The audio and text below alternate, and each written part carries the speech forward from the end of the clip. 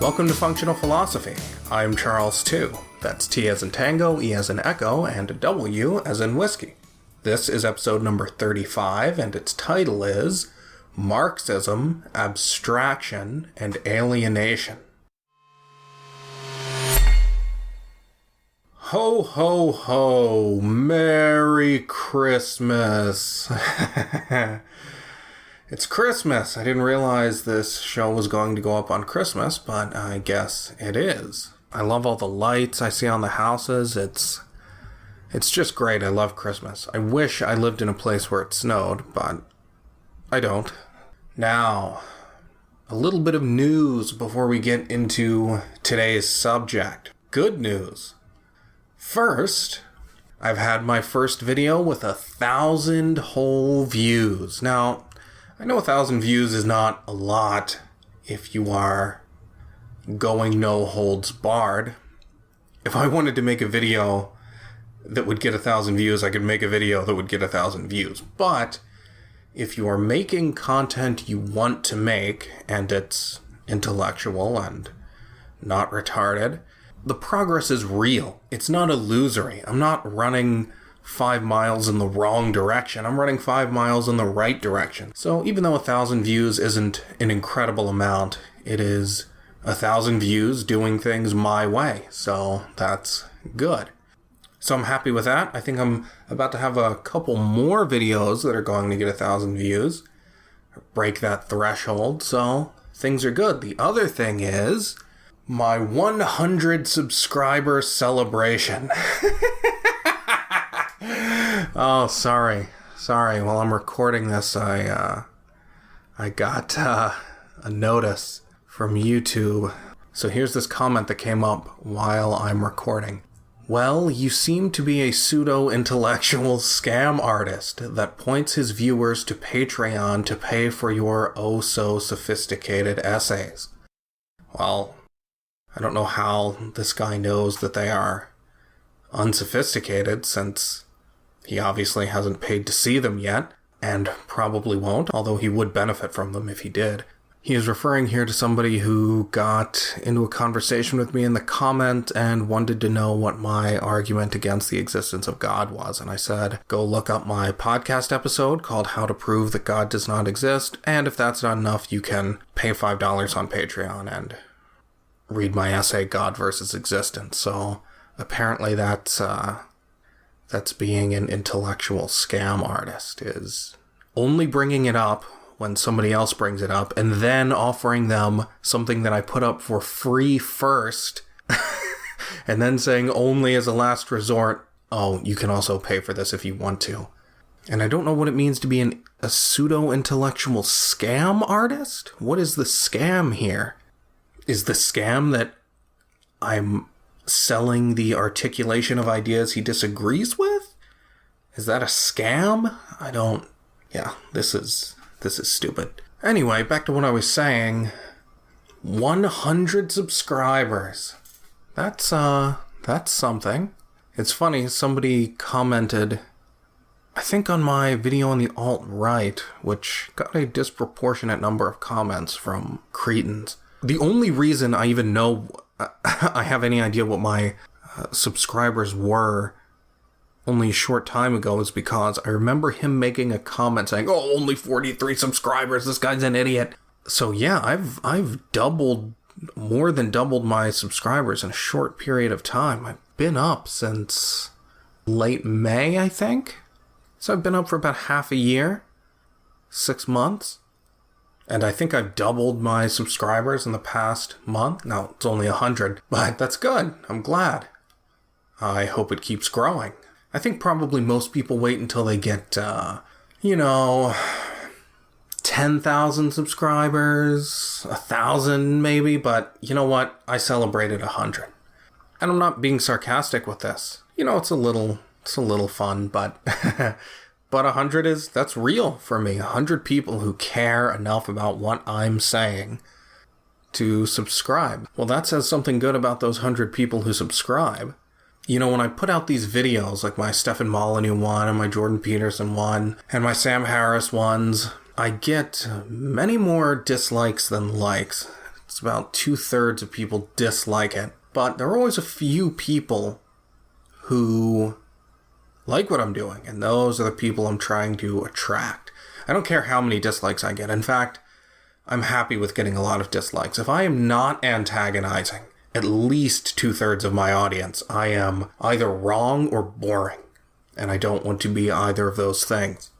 If you're telling original truths, then most people are going to dislike you. That's just how it is.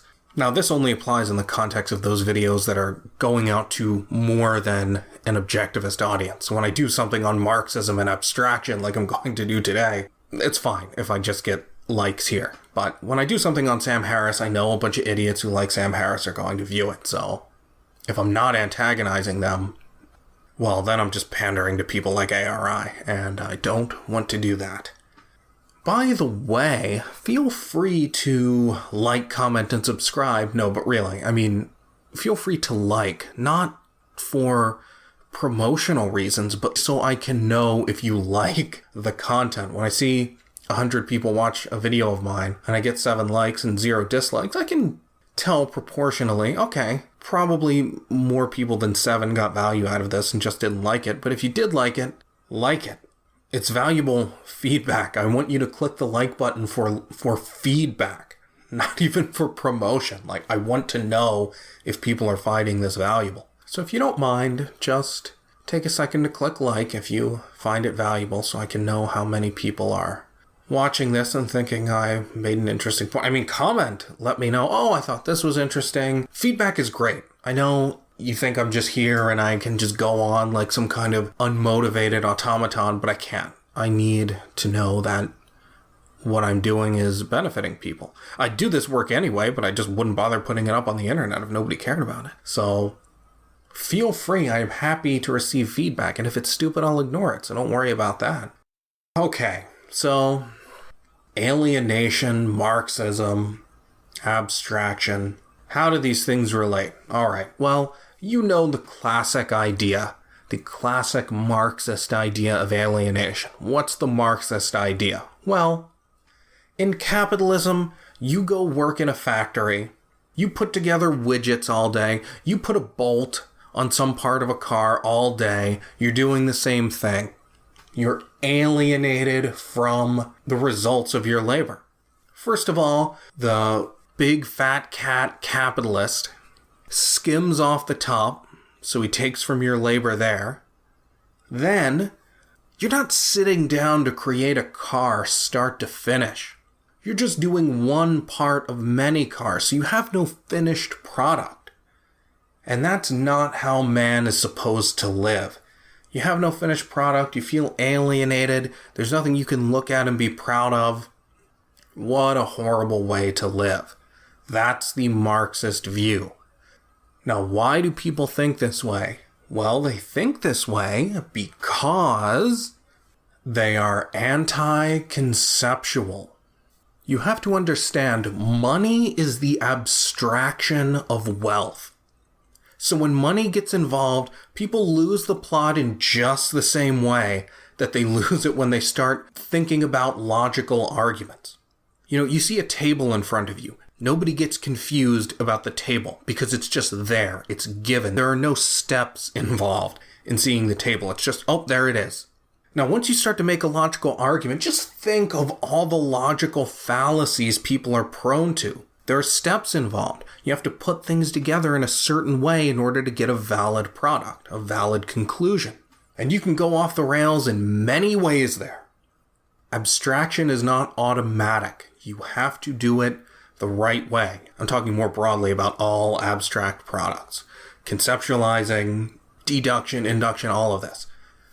Now, money is the abstraction of wealth, and people go off the rails there. They think, oh, I don't see my finished product, I don't see my car, so I feel alienated.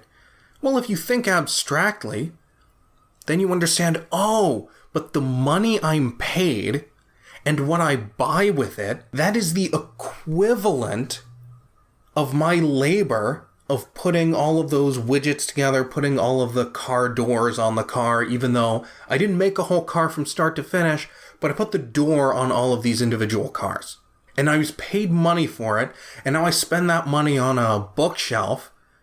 Now, if you think abstractly, you can understand, oh, the bookshelf is the equivalent of all those widgets that I was putting together, or of my employment at doing just one part of the process of building a car. This is the equivalent. I did the equivalent of build a bookshelf in terms of wealth provided, wealth produced. But that requires thinking abstractly. And if you don't do that, then yeah, you feel alienated because you think, well, what's my connection to the world? What's my productive connection? You don't understand what the money represents. You don't understand what the bookshelf you bought represents. You don't understand how these things relate to the work you did in the factory, just doing part of the production of the car, assembly of the car. So this whole thing comes from the anti-conceptual mentality, not thinking abstractly, not being able to or being unwilling to. Real alienation comes from when you actually implement socialism, because there is a world of difference between the following two scenarios. First scenario, you come home from a day at work and you think, wow, everything around me I produced, the equivalent of. This house is the result of my production. My TV, my computer, my car, the food in my refrigerator, the refrigerator itself, I built all of that. The equivalent of all of that. Because I produced the equivalent value and traded it for all the things I have. So I did the equivalent of creating everything around me. Isn't that wonderful? I built all of this. There's a big difference between that and coming home and saying, oh, well, I guess I got my car because of a government subsidy, and hell, I mean, all the money I spent on all this other stuff is a result of money I made at a job that I got from a government contract because I'm a preferred minority, and just all of these things that don't represent reality. You can't enjoy the fact of the wealth around you because you didn't produce it. It's funny, people criticize capitalism for being materialistic and not having any spirituality involved. No, that's absurd. What's great about capitalism is that it allows you to live in harmony with reality, to not feel alienation, to feel your connection to the world. Wow, I built all of this stuff around me. All of the life-sustaining pleasures I feel, I am the cause of them. I belong on this earth. I am efficacious, competent. It's the exact opposite of alienation if you live under capitalism and you think conceptually. But if you live under a redistributionist scheme, then you have no idea what you earned to the extent that redistribution has been implemented. You have no idea what you earned, what you didn't. You can't feel in harmony with reality because cause and effect has been sundered. You're not necessarily getting the effects of the causes you put into action, which is just another way of saying you're not getting the wealth you produced. The property you have isn't a product of your labor and thinking, and so you do feel alienated. Think about a barter system. You build a table, somebody else builds a bookshelf, you trade. Now there you can understand, oh, this bookshelf I created in a sense. I produced the equivalent of this bookshelf's value. Now once you get a medium of exchange, money, that's the abstraction of wealth. And it can be easy to not think about that when you just have a bunch of dollar bills. Because you're not seeing what's underneath the dollars perceptually. You have to think about it. And it's a good thing to stop and think about. It makes you feel good about the money you've earned. What does this money represent? It represents all the things you could buy with it. And that's the wealth you have created by your actions, assuming you earned the money. Now, I'm not advocating we go back to a barter system and get rid of money. Or in the Marxist view, get rid of even division of labor and specialization because that produces alienation for them. But I'm not saying we do that. What I'm saying is we start appreciating what money is. Stop letting your concepts become detached from your percepts. Money is wealth. Or rather, it represents wealth. They're connected. Don't let them get disconnected. That's what inflation does. That's what fiat currency does. I mean, fiat currency is like saying that you could just put a bunch of noises in the dictionary and, oh, look, we're increasing our knowledge. Look at all these new words we have. Yeah, but the words don't mean anything if they don't represent integrations of actual reality. When a government inflates currency, it's just producing more denominations of wealth without producing more of the underlying wealth. But people are okay with that because they confuse the dollar bill for the wealth. But the dollar bill just represents the wealth, just as a concept represents all of the percepts it refers to. So anyway, that's just a brief point I wanted to make. I'm sorry this episode wasn't more Christmassy. It's related to production, and that's related to Christmas. That's the best I could do, unfortunately. I didn't just want to do another episode on the meaning of Christmas from an objectivist perspective. Everybody knows that. But this view of alienation is important because it is just disgusting and awful that we have all been forced into a situation where we can't take full joy in all of the material products we have.